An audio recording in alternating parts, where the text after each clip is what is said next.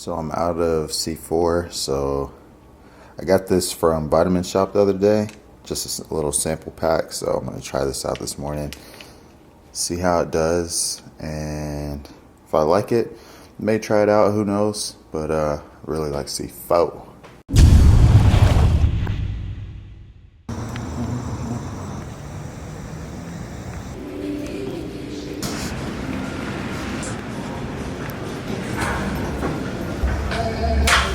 I'm giving a speech.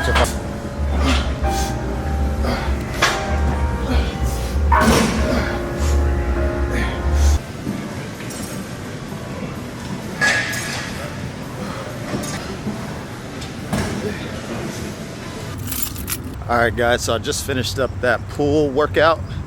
Pool day is back in Biceps if you don't know.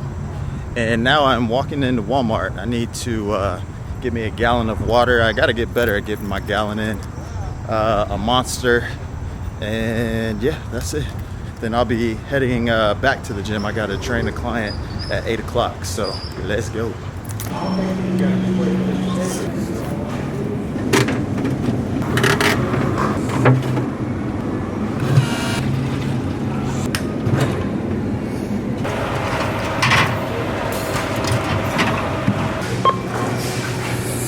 So with today being Monday, oh, dang. So as I was trying to say, today being Monday, y'all know what that means. It means Camille's getting a bag.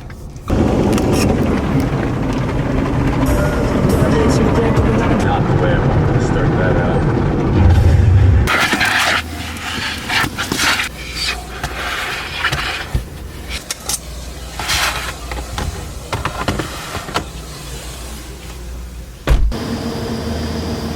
So there's been a lot of you guys who've asked me or commented, complimented on just the amount of clients and consistent clients that I have in the studio. And there's been a number of you guys who have asked me, you know, how did I get to that point? Or just made comments like, you can't wait to get to that point where you have, you know, X amount of artists coming through on a regular basis to be able to support you and whatnot. And I just wanted to give you 3 tips while I'm driving. 3 tips on how I was able to get to this point as far as having consistent work and you know, things that will probably or should help you get to that point as well. So something that I think these 3 things are things that, you know, are really important to me, and you know, I feel like they're things that should be important to anyone who's going to try to make this a career, especially, you know, this could translate across the board, you know, to many professions. If you're going to be an entrepreneur, you're going to need clients to support your business. But specifically as an engineer, these are 3 things that I think you should work on. So number 1, majority of my clients, not majority, but the foundation, the people who first started coming through, those were built off of relationships. So you know, you gotta go out and network. I know nowadays with the internet and social media, it's easy to network online, but there's just something to be said for meeting someone in person and, you know, feeling the vibe of that person, and you guys getting to know each other.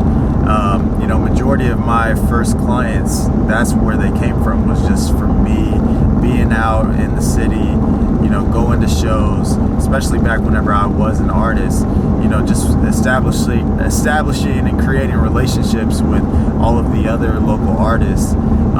You know, those are where my first clients came from. So if you're not getting out and supporting the local talent, one, it's going to be hard for you to meet, you know, these artists that you want to have come through your studio and work with you. But 2, even if they hear about you word of mouth, there's a million people with, you know, home studios set up. So it's going to be an easier sell if that person is able, if that artist is able to meet you face to face, feel your energy. So that's step number one, is get out of the house, get from behind your phone or computer, and go out and actually meet people, create relationships. Step number two is something you would think is like common sense, but it's really, really crucial. Simply do good work. I'm not saying that you have to be, the greatest engineer of all time right off the bat. Obviously, every single day you're going to continue to get better and better at the craft, but give every single project 110% of your current ability. It's super simple to kind of just go through the motions and, get people in and out. Especially if you're looking at people as numbers, it's super simple to just go through the motion. But by you doing good work, that's going to separate you from anyone else who's just, that is just going through the motions, because people, artists, they can hear quality. So if there's this one guy or girl who, has dope records and they sound great, artists are going to talk and they're going to try and figure out where did you record that at? Who mixed that project for you? And they're going to talk. My business grew from word of mouth. You guys follow me on social media. I don't do a whole lot of marketing. I post the vlogs, but as far as promoting the studio, I don't do a whole lot. Word of mouth is what, keeps my business growing. And that's just for the simple fact that I pride myself in doing great work. Whenever I do have downtime, I am constantly just working on my craft with tutorials, just going back and remixing projects, getting my mixes critiqued from people that I look up to and their work. So just constantly challenge yourself to get better and better at your craft, and just always give every single project 110%, and that's going to keep that artist coming back, hopefully. And then also, they're so happy with the quality that they're going to share that with other artists, and in turn those artists will hit you up also. So the third tip is going to be actually care about each project and each artist. That's taking it a step further than just doing good work, because you could do great work, and yeah, the artist is probably going to be happy, but it's kind of like tying step number one and step number two together. Do awesome work, establish relationships, and make them feel like they are your artists. Like, make them feel like their music is your music. Like, truly be passionate and truly care about, what you're doing. This is something, I'm not saying that you have to do this, but this is something that I do that I know my artists appreciate. Is, let's say it's been a long day in the studio, and I'm trying to finish a mix on their record at like midnight, and I've been up since 4 in the morning, and whatever the case is, and I send them the initial mix. The next morning, and you guys have seen this in the vlogs, I'm going to get up on my way to the gym. I'm going to check that mix in my car, and a lot of times it's not exactly where I want it to be.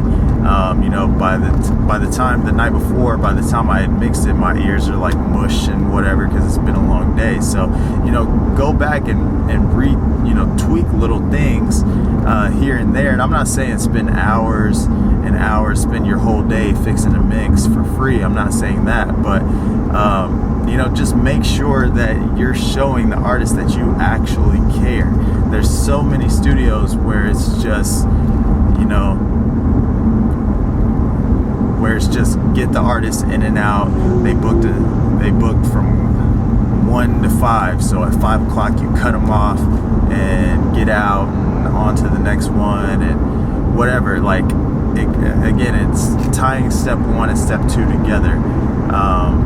Have a relationship with that artist. Make them feel like their work is your work. You take as much pride in it as they do, and that's going to really keep them loyal to you as an engineer.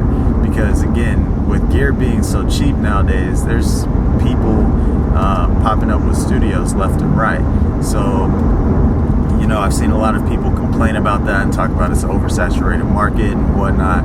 But I just find that, you know, when you build relationships with people and you show that you're genuine and you know, genuinely care about their work and seeing them succeed as not only an artist but a person. I've had so many sessions where we spend, you know, time throughout that session and we're just talking life, you know, and I'm older than a lot of my artists that I work with, so, you know, I try to, you know, drop wisdom here and there, you know, just through some of the experiences that I've went through. And, you know, that to me shows that I actually care about them as an individual and not just, you know, a slot on my calendar where I'm going to make X amount of dollars. So, you know, if you want to really succeed in this industry and you really want to, you know, build that consistent work, those are the 3 tips I would suggest you trying out.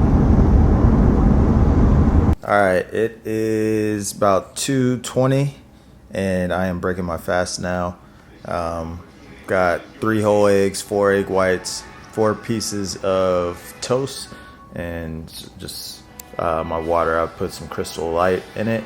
Fruit punch. I rock with fruit punch, and this is me breaking my fast. It's